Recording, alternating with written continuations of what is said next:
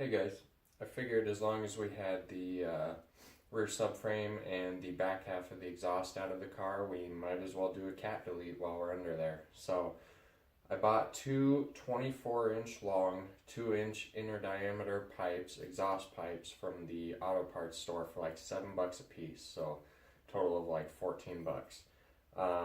Now, I said they're 24-inch, but what we really need is 26 inches if we want it to stay in the stock location as far as the muffler. So we're going to take this chunk that I have right here and add a couple inches to each part, and then we'll get our 26 inches. So now the reason I want to do this is so that the car is louder while I'm on track. When I went to my first drift event, I was just learning and I was spinning out, and every time I spun out, if the car stalled, I couldn't tell because I couldn't hear it. With all the other cars on track, my car wasn't loud enough for me to hear it. We already gutted the muffler, and it's still not loud enough, so we're going to do a cat delete. And also the cats together probably weigh 20 to 30 pounds, so we're going to save some weight. So I'm going to get the cats cut out and start welding these pipes on. I'm gonna cue time lapse. Hope you guys enjoy the tunes and stick through to the end.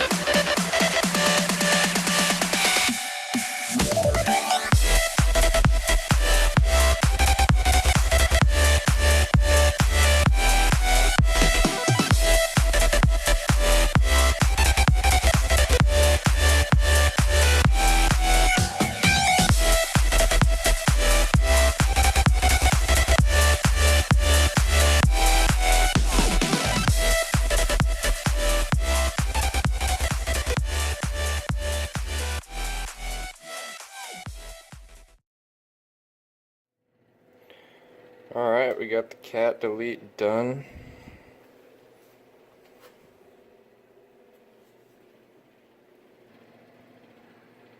So now we just need to put it back in the car, get the rear subframe back up, which we'll do first. That way we can drop down the drive shaft. Since there's no exhaust in there, that should make that part easier.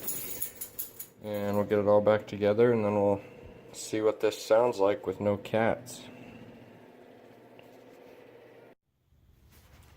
Okay guys, we got everything back together, so start her up and see what she sounds like.